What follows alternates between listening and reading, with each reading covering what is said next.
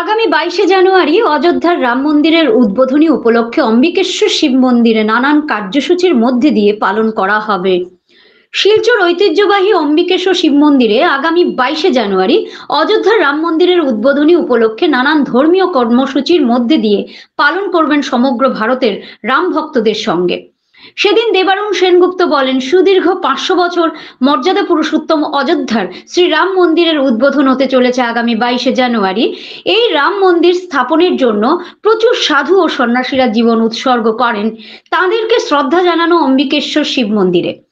তিনি আরো বলেন, 20 জানুয়ারি সন্ধ্যা 5 ঘটিকায় ইন্ডিয়া ক্লাবের পয়েন্ট থেকে শ্রীরামচন্দ্রের প্রতিকৃতি নিয়ে প্রভাত ফেরির মাধ্যমে অম্বিকেশ্বর শিব মন্দির প্রাঙ্গণে এসে সমাপ্তি ঘটবে এবং 22 জানুয়ারি সকালে অম্বিকেশ্বর শিব মন্দির প্রাঙ্গণে শ্রীরামচন্দ্রের প্রতিকৃতিতে পুষ্পার্ঘ অর্পণ করা সহ হনুমান চালিসা পাঠ, রামচরিত পাঠ, শ্রীরামের নামের সন্ধ্যা আরতি, 108টি প্রদীপ প্রজ্বলন সহ ভক্তদের মধ্যে মহাপ্রসাদ বিতরণ করা হবে।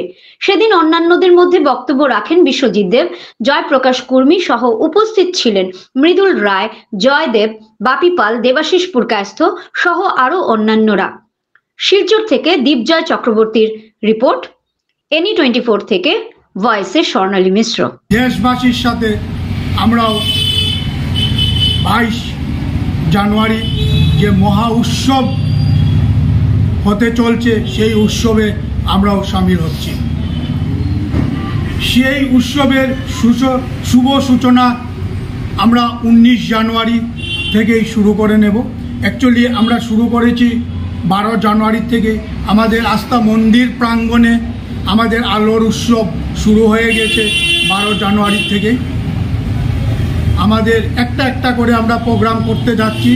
19 তারিখ আমাদের যে প্রোগ্রামটা হচ্ছে, 19 তারিখ আমরা 22 তারিখ যে রাম জন্মভূমিতে যে রাম প্রাণ প্রতিষ্ঠা হতে চলছে তার জন্য আমরা 19 তারিখ আমরা অম্বিকেশ্বর শিব মন্দির প্রাঙ্গণে ভগবদ গীতা পাঠের আয়োজন করছি।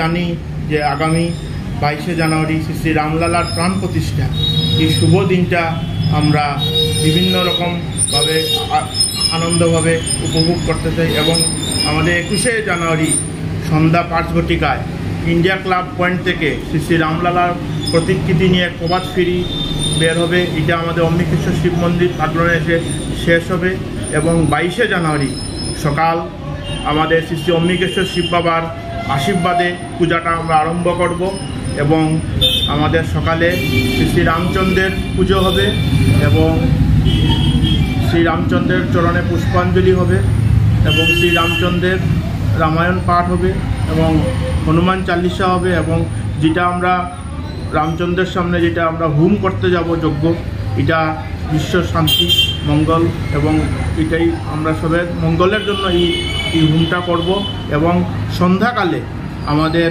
শ্রী রামচন্দ্রের সন্ধ্যা আরতি হবে এবং 108টি প্রদীপ প্রজ্বলন করে আমরা রামচন্দ্রের কাছে প্রার্থনা করব।